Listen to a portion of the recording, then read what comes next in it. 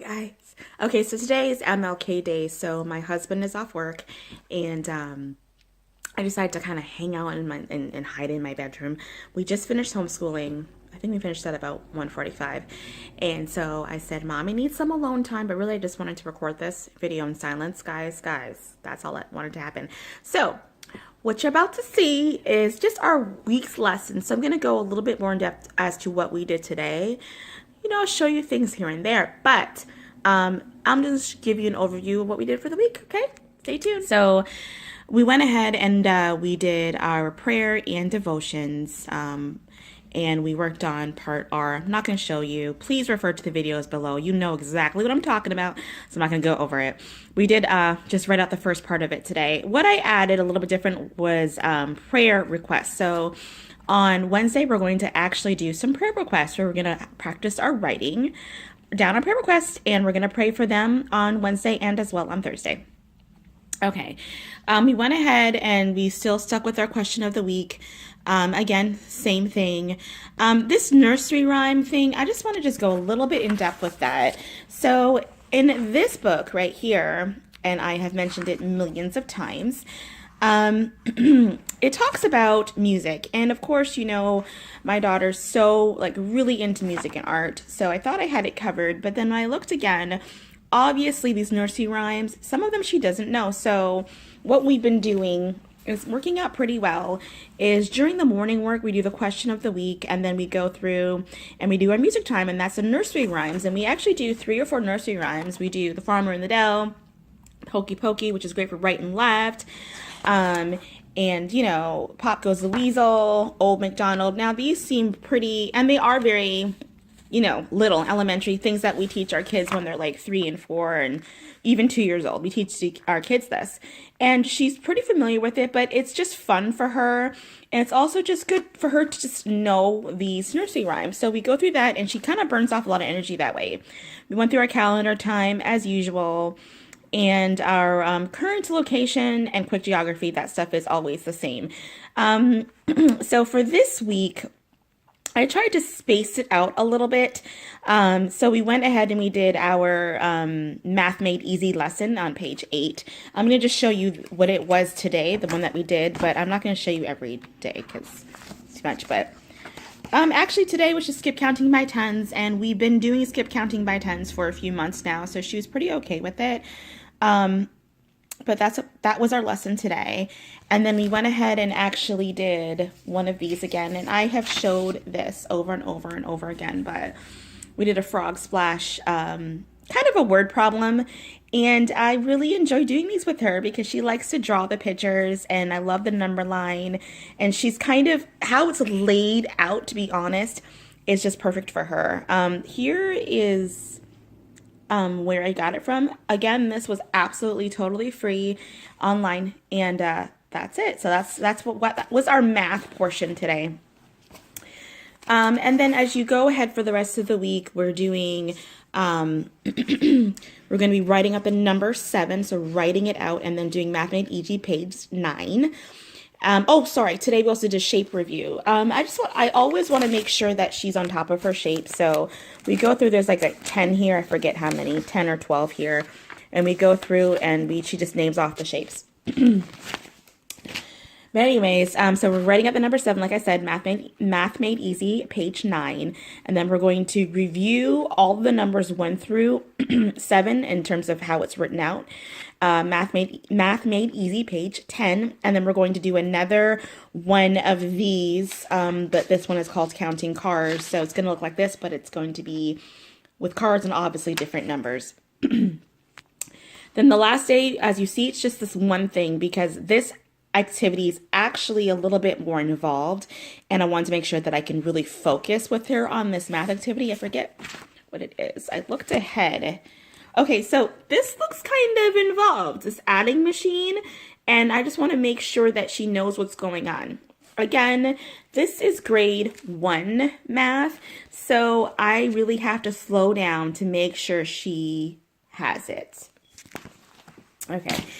Okay, so for language arts today, all we did was a writing prompt. So we did one of these, and All About Me, And I asked her just to name three things that she likes or loves.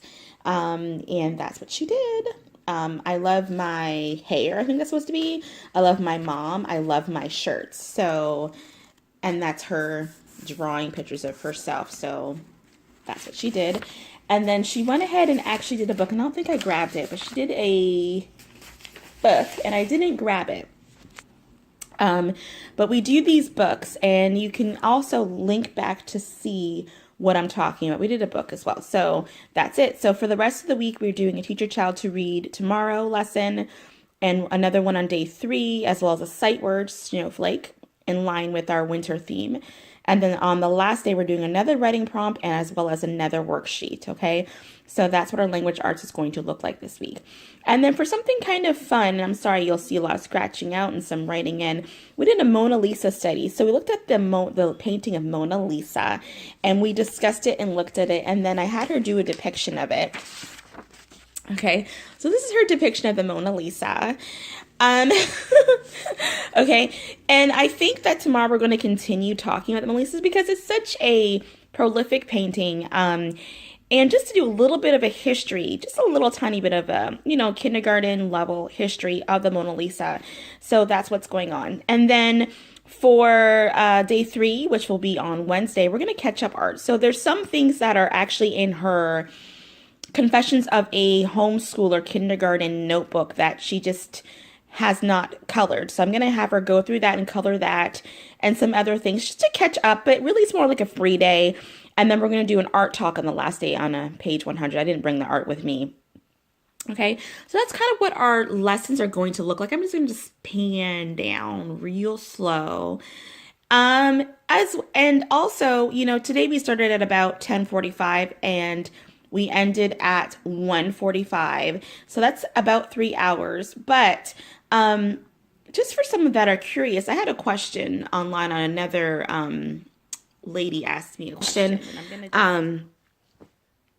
a few days ago about whether or not, it was, I didn't even really respond to the last one, but whether or not we take breaks or do we have like a straight shot of 2 to 3 hours of work, or I'm not exactly 100% sure what she's asking, but I said, no, we don't do straight 2 to 3 hours of work. And what I mean by that, just in case she's watching, just in case any of you guys are curious by that, I think I have shared my schedule ad nauseum with y'all. Okay, I have shared it and shared it and shared it. And the reason why I have is because I actually really like to do that. And I like to see other people's schedules and what they do differently with 1 kid, 2 kids, 3 kids, 4 kids, and so on, and how they operate. I also have worked with a teacher.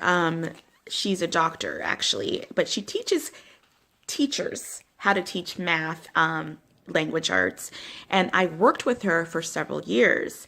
And I learned a lot from her in terms of how to teach kids, 1 kid or 25 kids or whatever.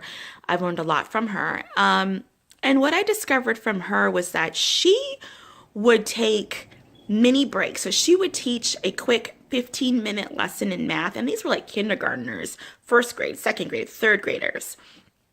And she would teach a quick 15-minute power lesson, and then she would have them duplicated or replicated or whatever she would do. She would have them work it through, and then she would take these quick little stand-up breaks, and have them shake around or talk or yell, within reason, or sing or whatever, because she knew that kindergartners, 1st grade, 2nd, 3rd grade could not sit forever. And as you know too, So what I would say to that is, do I have Riley sit for 2 to 3 hours and do seat work or just, or schoolwork or whatever for 2 to 3 hours in a row? Absolutely not. I don't. So as you see a lot from the nursery rhymes, we get up, and, after she does her prayer and devotions, we get up and we start singing for like 15 minutes. She's getting up, she's doing signs and signals, and she's moving her body, and she's turning around, and we do days of the week and months of the year. Those are all to songs. She's able to get up and move her body, and I want her to be able to do that.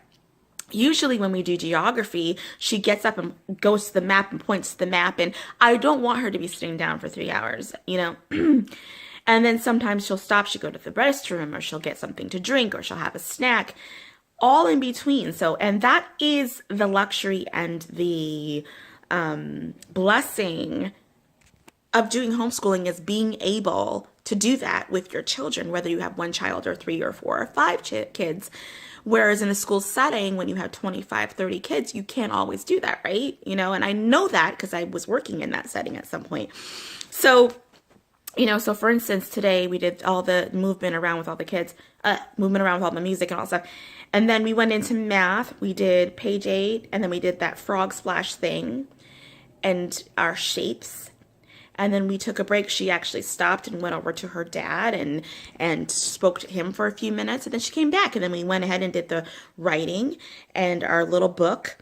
And then she stopped. I stopped that. And I think she grabbed something to drink. And I was talking to my husband because he's home today. And then I pulled out the Mona Lisa unit to try to figure out how I want to go about it. And then we went into Mona Lisa. And then I left her and she colored the Mona Lisa. And I went and I started making some lunch. Okay, so that's kind of how our day goes. So our day, yes, it's about 3 hours. For the most part, like 2.5 to 3 hours. But we stop and we breathe and we get up and we dance. And sometimes she does karaoke or we color, or she gets a snack. So that's the answer to your question, just in case. All right, anyone else is like wondering what's going on? That's it.